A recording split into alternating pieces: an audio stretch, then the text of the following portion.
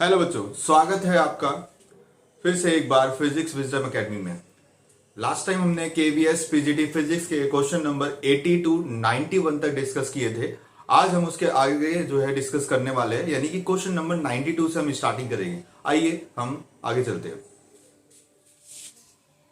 So question number 92 is a ball of mass 0.30 kg strikes a rigid wall with a speed of 6 meter per second and is reflected with the same speed as shown in figure. The magnitude of the impulse imparted to the ball by the wall is. हमें इस question में diagram given है. In this diagram you can see ball is striking the wall with the angle 60 degree.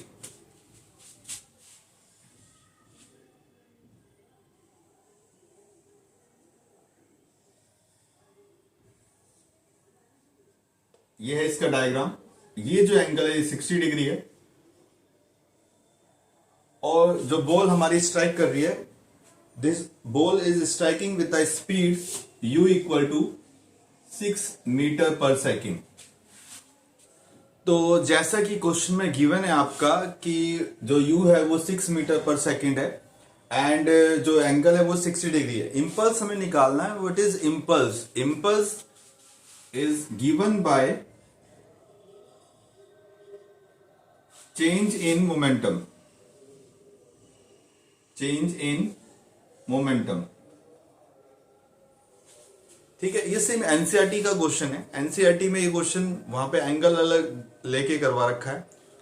तो यहां पे क्या होता है कि इस डायरेक्शन में ये वाली क्योंकि बॉल इधर जा रही है तो इसके दो कंपोनेंट बनते हैं, एक ये वाला और एक ये वाला। ऐसी जब इधर जाएगी तो इसका एक कंपोनेंट इधर बन जाएगा और एक कंपोनेंट इधर। तो ये जो कंपोनेंट है जो वाई एक्सिस के अलोंग है, ये कैंसिल आउट हो जाता है आपका। ठीक है, दोनों सेम डायरेक्शन में माइनस देंगे तो कैंसिल आउट, क्योंकि वेलोसिटी का कोई चेंज नहीं है, मास भी वही है। बट ये जो कंपोनेंट है, जो कोस थीटा वाला कंपोनेंट है, ये एडअप हो जाता है। साइन कुछ भी आ सकता है, नेगेटिव पॉजिटिव। हमसे मैग्नीट्यूड पूछा गया तो हमें साइन पे जाने की जरूरत ही नहीं है। तो इसका जो निकलेगा इंपल्स वो हमारा होगा 2mv cos थीटा। ठीक है, इसका क्या निकलेगा? 2mv cos theta. अब मैंने 2 क्यों लिया? क्योंकि एक कंपोनेंट इसका हो गया और एक कंपोनेंट इसका हो गया। जब एक ऑलरेडी इसका, अगर ये पॉजिटिव डायरेक्शन है तो ये नेगेटिव हो जाएगी, इसलिए ये दोनों क्या हो जाएंगे? एडअप हो जाएंगे। और जब हम यहां पे वैल्यू पुट करेंगे तो ये हो गया, मास हमें दे रखा है क्वेश्चन में 0.30, वेलोसिटी हमें दे रखी है 6 एंड कोस थीटा जो है हमारा 60 डिग्री। तो कोस 60 की जो वैल्यू होती है, कोस 60 की वैल्यू 1/2 आती है।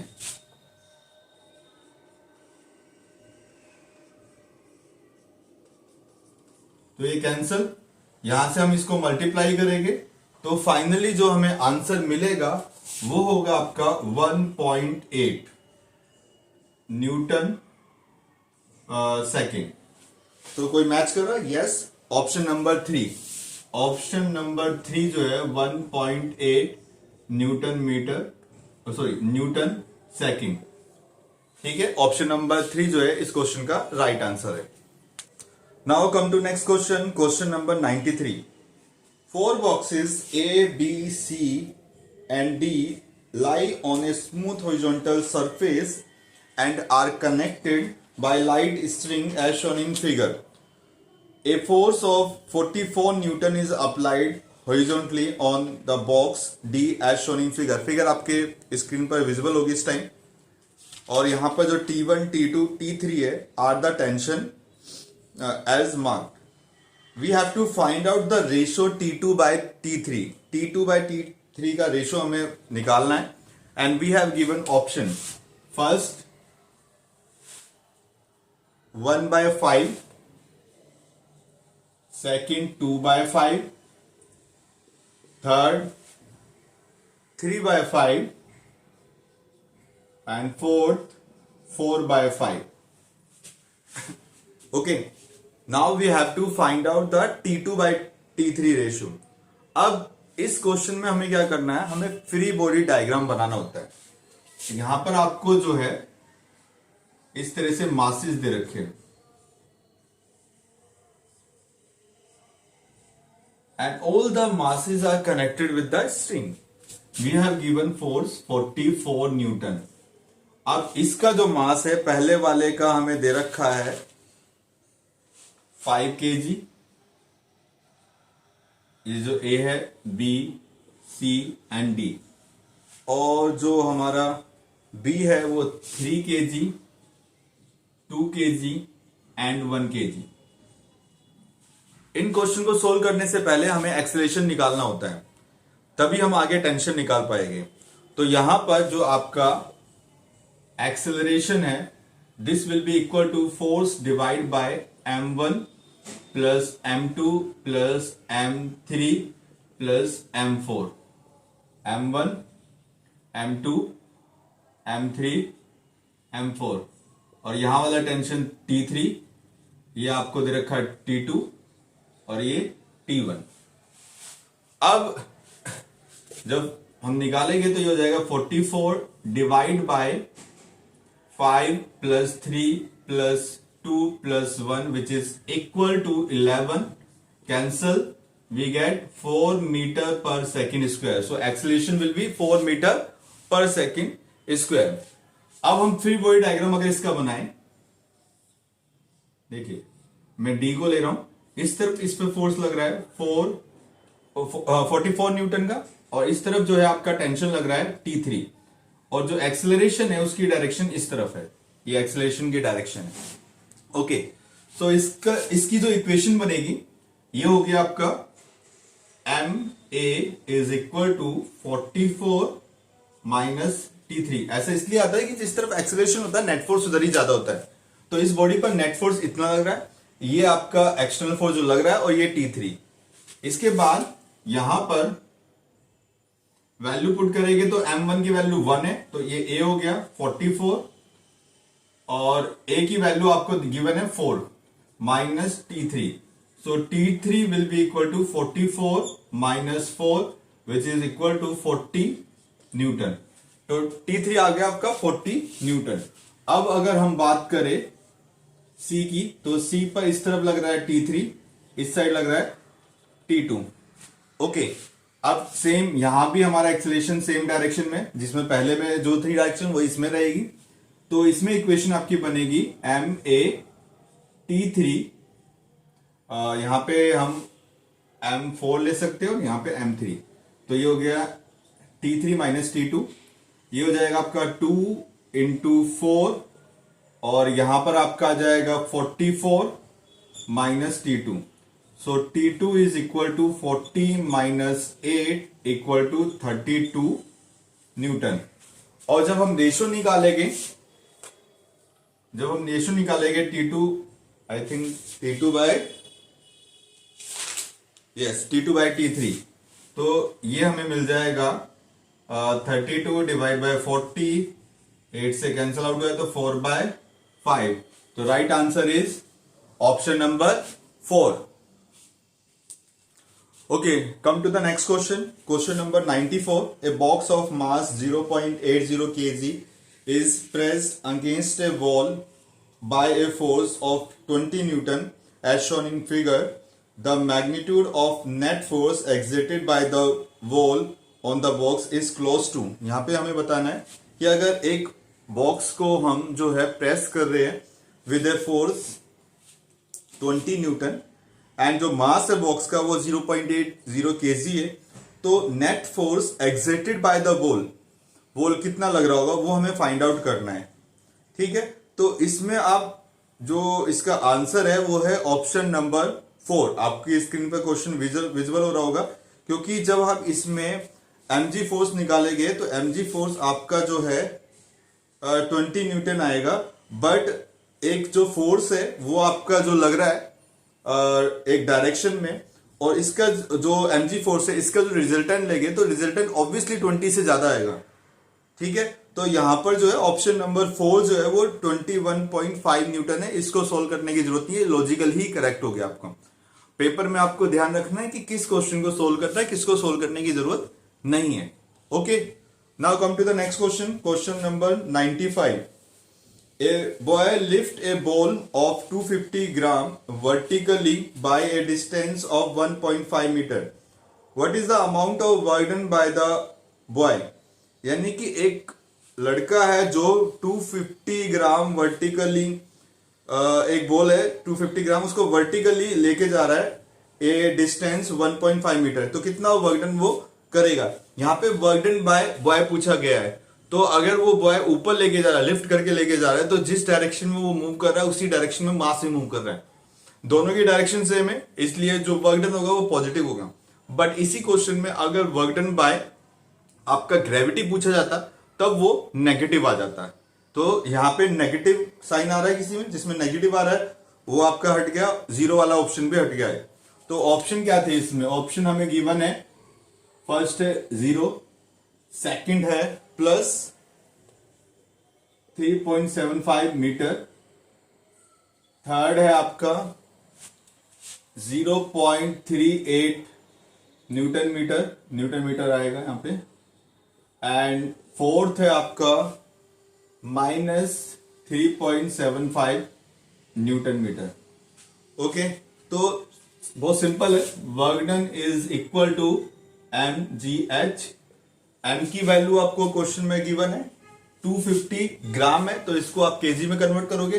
केजी में कन्वर्ट करने पर आपको ये मिलेगा 0.25. जी की वैल्यू 10 दे रखी है क्वेश्चन में, और जो हाइट है, कितनी हाइट तक लेके जा रहे हैं? 1.5. सो ये हो जाएगा आपका 0.25 इंटू 15, और इसको सोल्व करेंगे तो आपका निकलेगा +375. That means option number 2 is correct. ठीक है, तो क्वेश्चन नंबर 95 का राइट आंसर है option number 2, that is +3.75 newton metre. Okay, come to the next question. Question number 97. A person applies a force to move a 20 gram object in a vertical plane from a position A to position B along a circular track of radius 15 meter as shown in figure. What is the amount of work done by the person? यानी कि आपको एक circle दे रखा है और इस circle में जो है ऑब्जेक्ट आपका ए से बी पोजीशन तक मूव करना है. तो इसमें हमें बताना है कि कितना वो वर्क डन करेगा. तो अगर ये आपको सर्कल दे रखा है, ये पॉइंट आपका ए हो गया, this point is B, object जो है वो यहां से मूव करता हुआ यहां तक आ रहा है. तो जो वर्क डन होता है by the gravitational force does not depend on the path, it depends only on the initial and the final position. तो यहां से हम स्ट्रेट लाइन डिस्टेंस देखेंगे, क्योंकि इसकी जो रेडियस है पाथ की वो हमें गिवन है 50 मीटर. तो टोटल कितना हो जाएगा? 100. वर्क डन निकालने का तरीका वही होगा, mgh. ठीक है, मास आपको गिवन है 20 ग्राम, तो ये हो जाएगा 0.02 इंटू 10 इंटू 100. तो इसको सोल्व करेंगे तो आपका आ जाएगा 20 joule. So option number 2 is the right answer. ठीक है, 20 न्यूटन मीटर. न्यूटन मीटर भी जो है यूनिट होती है वर्क की, तो यहां पे आपको कंफ्यूज नहीं होना है. Okay, now come to next question. Question number 98. A particle is moving in xy plane under a variable force F equal to -7 3y I cap plus 7 j cap Newton. Here I and j are unit vectors along x and y axis respectively. The particle is first taken from the origin along positive x-axis to the point 5, 0 meter, and then parallel to the y-axis to the point 5, 5 meter. What is the total work done by the force? We have to find out the total work done. We have given force F, which is equal to -7 3y I cap plus 7 j cap Newton. और अगर हम देखेंगे axis बनाएंगे तो आपका जो particle है, जो क्वेश्चन में गिवन है, वो पार्टिकल जो है पहले ओरिजिन से लेके जाया जाता है इस पोजीशन पर, और फिर यहां से वो इस पोजीशन पर लेके जाया जाता है 0। तो ये जो पॉइंट है हो गया 5,5। Now we have to find out what is the total work by the force. Work done कितना किया होगा? तो अगर हम देखेंगे ये क्या हो गया, ये डिस्प्लेसमेंट है, ठीक है। ओरिजिनल पोजीशन ये थी 0,0 और फाइनल पोजीशन ये होगी। यहां पर हम जो है बेसिकली पोजीशन वेक्टर निकालेंगे, क्योंकि ये इसकी इनिशियल पोजीशन है और ये इसकी फाइनल पोजीशन है। So final position vector R is given by 5i cap plus 5j cap। अब वर्क डन जो होता है वो होता है F। अच्छा, यही इसका क्या है, डिस्प्लेसमेंट वेक्टर भी है। जब माइनस करोगे इसमें से इसको तो ये डिस्प्लेसमेंट वेक्टर भी बनेगा। तो ये हो गया F डॉट डेल्टा R, और ये आपको गिवन है 7 3y i cap plus 7 j cap dot 5i cap plus 5j cap. अब एक मिस्टेक आप क्या करोगे, आप डायरेक्ट जो है डॉट प्रोडक्ट कर दोगे, पर यहां पे y गिवन है, तो y गिवन है तो यहां पे y की वैल्यू 5 रखेंगे और जब 3 से मल्टीप्लाई करेंगे तो ये हो जाएगा 15। ओके, सो अब जो है हमें मल्टीप्लाई करना है। तो यहां पे अगर हम मल्टीप्लाई करेंगे तो ये आ जाएगा आपका 7, इसका इसके साथ होगा तो ये हो गया 15 इंटू 5 प्लस 7 इंटू 5। सो यहां पर हम जब इसे सोल्व करते हैं तो हमें मिलेगा -7, ये हो गया 5, 15 5 जा 75 plus this will be equal to 35। So -7 ये हो गया 110 और देन 1770 न्यूटन मीटर या फिर जूल, जो भी लगाना चाहते हो, ठीक है। तो नेगेटिव में आ रही वैल्यू, तो according to question option number 4 इसका जो राइट आंसर है ऑप्शन नंबर 4 -770 न्यूटन मीटर। इतना वर्क जो है ऑब्जेक्ट करेगा, जो पार्टिकल जो हमारा मूव कर रहा है वो इतना वर्क करेगा। Now come to the next question, question number 99। A motor delivers a minimum power of 28 kilowatt to lift a moving upward with a uniform speed of 2 meter per second. The frictional force opposing the motion is 2000 Newton. If the mass of empty lift cabin is 800 kg, then what is the amount of load that this lift can carry upward? यानी कि हमें एक motor दे रखी है जो minimum power जो है 28 kilowatt करेगी एक लिफ्ट को ऊपर मूव करवाने में, जिसकी स्पीड आपको 2 मीटर पर सेकंड दे रखी है। सो क्या क्या गिवन है वो लिख लेते हैं। पहले हमें पावर गिवन है, मिनिमम पावर 28 किलोवाट, और हमें गिवन है speed v which is equal to 2 metre per second, and frictional force जो है वो आपका गिवन है 2000 न्यूटन, और एम्प्टी मास जो है कैबिन का वो आपको दे रखा है 800 kg, और you have to find out what is the amount of load that this lift can carry upward, यानी कितना जो है लोड ये लिफ्ट कर सकती है ऊपर ले जाने में। तो मिनिमम पावर हमें गिवन है, मिनिमम पावर आपकी 28 किलोवाट है, v आपको 2 मीटर पर सेकंड है, फ्रिक्शन फोर्स आपको इतना गिवन है, और मास आपको इतना गिवन है। तो अगर हम देखें, अगर एक लिफ्ट, ये हमारी लिफ्ट है, तो इस पर नीचे की तरफ एक फ्रिक्शन फोर्स लग रहा है और एक लग रहा है mg फोर्स, और ऊपर जो है वेलोसिटी इसकी 2 मीटर पर सेकंड है। तो एटलीस्ट इसे जितना ये है फ्रिक्शनल फोर्स और mg फोर्स, इतना कम से कम फोर्स लगाना पड़ेगा उसको लिफ्ट करने के लिए कांस्टेंट वेलोसिटी से मूव। सो अब जो है हम F बाय mg, जो F और mg हमारे जो नेट डाउनवर्ड फोर्स लग रहे हैं उनको टोटल कर लेते हैं कि कितना है वो। तो टोटल डाउनवर्ड फोर्स,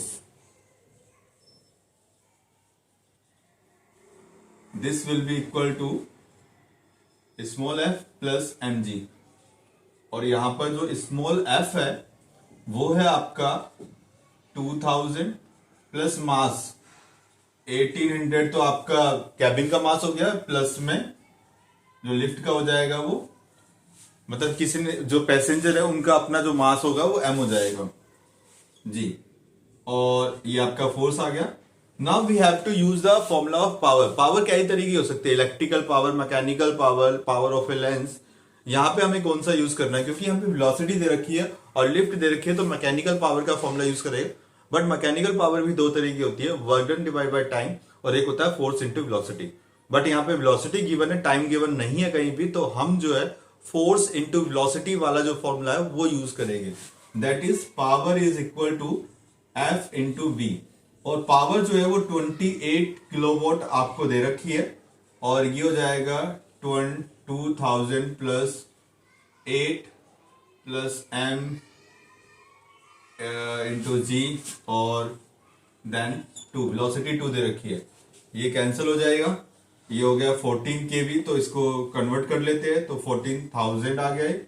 यहां पर ये हो गया 2000 प्लस अगर हम यहाँ पे इसकी जगह 10 पुट करते हैं तो ये हो जाएगा आपका 8000 प्लस 10m, तो ये 10,000 हो गया, ये इधर जाएगा माइनस होगा, तो यहाँ पे बचेगा आपका 4000, और यहाँ गया 10m, 0 से 0 कैंसिल, तो m की वैल्यू आ गई 400 kg। m जो है आपका कितना आ गया 400 kg। So this is the right answer. Okay, so come to the next question. Question number 100.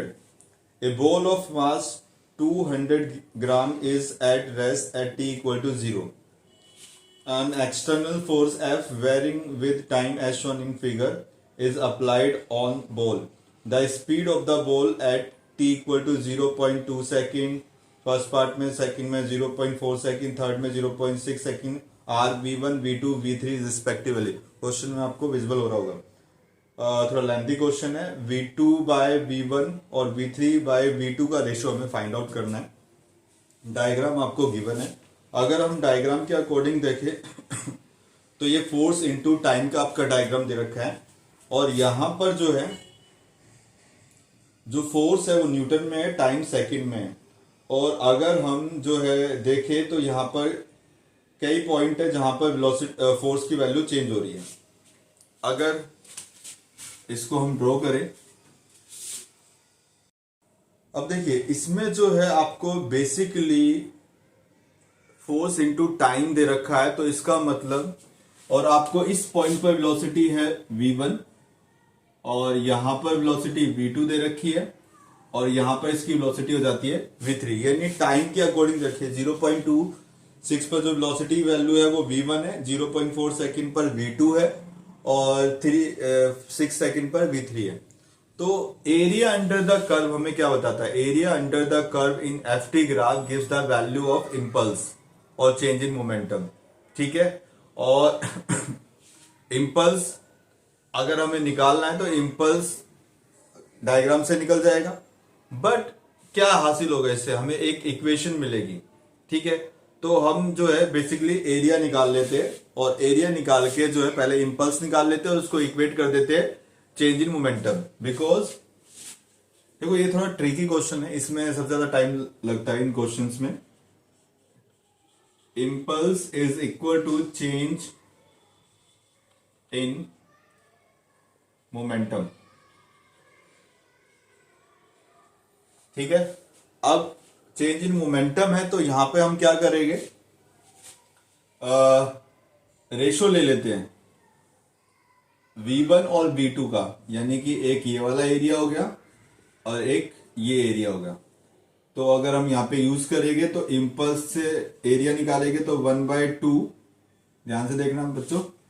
और ये अगर ट्रायंगल का एरिया है तो ये कोई भी बेस ले लो, सेम ही आ रहा है, तो 0.2 इंटू 0.2 डिवाइड बाय ये वाला जो है ये आपका हो जाएगा 0.2 इंटू 0.1।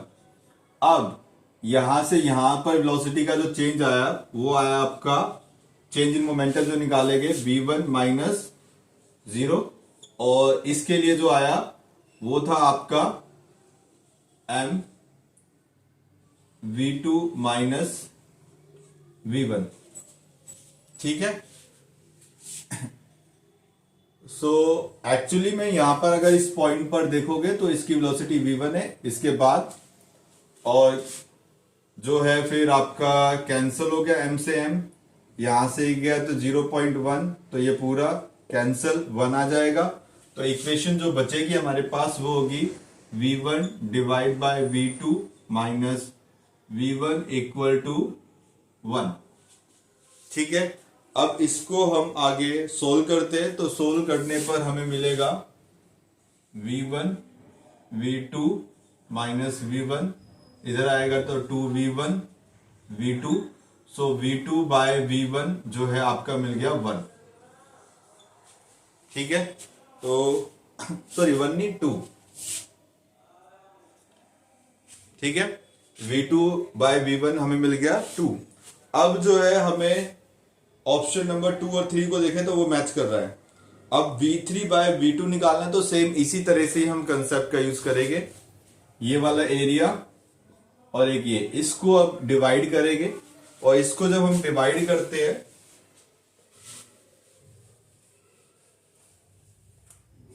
यहां पर, तो ये देखिए ये वाला जो एरिया मैं यूज कर रहा हूं 0.1 इंटू 0.2 डिवाइड बाय ये आपका हो जाएगा 1/2 इंटू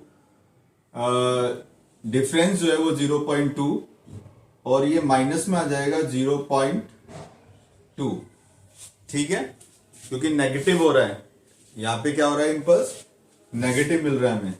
और ये देन हमारे पास आ जाएगा, अगर इसको भी हम कैंसिल कर देंगे यहीं पर तो ये पूरा कट जाएगा, सिर्फ नेगेटिव का फर्क आएगा। यहां पे आपको मिलेगा m v2 माइनस v1, और ये हो जाएगा v3 माइनस v2। सो ये किसके इक्वल आ गया, 1 के। m से m कैंसल आउट, तो v2 minus v1 divide bye v3 minus v2। सो आगे अगर हम इसको सोल्व करते हैं तो हमें मिल जाएगा v2 minus v1 equal to v3 minus v2। ठीक है, रेशियो जो है वो v3 v2 का चाहिए, v1 यहाँ पे एक्स्ट्रा आ रहा है तो v1 की वैल्यू हम पुट करेंगे। सो v1 आपका आएगा v2 divide by 2। Okay, so this will be equal to, ये हो जाएगा आपका v2। अच्छा, एक जो है नेगेटिव साइन आएगा आपका, तो नेगेटिव साइन आपको लेना पड़ेगा, किसी भी इक्वेशन में ले लो, किधर की साइड तो इधर ले लेते हो। तो अगर इसको सोल्व करेंगे तो ये minus divide by 2, so this will be equal to v2 by 2 plus v2 v3, और सोल्व करने पर हमें मिल जाएगा v2 बाय 2 v3। तो v3 बाय v2 का जो रेशियो हुआ वो 1/2, दैट इज 0.5। सो कौन सा मैच कर रहा है, ऑप्शन नंबर 2। तो इसका जो राइट आंसर है ऑप्शन नंबर 2। थोड़ा लेंथी क्वेश्चन था ये। Now come to the question number 101। The given figure shows a solid cylinder of radius 0.8 meter. The cylinder is rotating about its axis at 10 radian per second. What is the speed of point P located midway on line OA? सो ये आपको diagram दे रखा है, ये O है, ये A है top most point, और ये P जो है इन दोनों का मिड पॉइंट है। यहां पर इतना जो डिस्टेंस है, यानी कि जो इसकी रेडियस है वो आपको गिवन है, दैट इज 0.8 मीटर। और हमें बताना है कि इस पॉइंट पर जो है वेलोसिटी क्या होगी, यानी इस पार्टिकल की वेलोसिटी क्या होगी। तो सबसे पहले तो हम ये डिस्टेंस निकाल लेते हैं, हाफ वे है, मिड वे लिखा हुआ है, तो 0.4। और जो वेलोसिटी होती है सेंटर ऑफ मास की इस केस में, या किसी भी पार्टिकल की अगर वेलोसिटी निकालनी है तो वो होता था r omega. r is the distance of the particle from the axis of rotation. So ये हो जाएगा 0.4, और ओमेगा जो है एंगुलर वेलोसिटी आपको 10 दे रखी है। So this will be equal to 4 metre per second. So इस क्वेश्चन का जो राइट आंसर है वो है option number 2, 4 metre per second. Now come to next question. Next question is 102. We are given two circular discs that have same mass and same thickness but could be made of different materials. In order to provide rotational motion, the same amount of work is done on both the discs.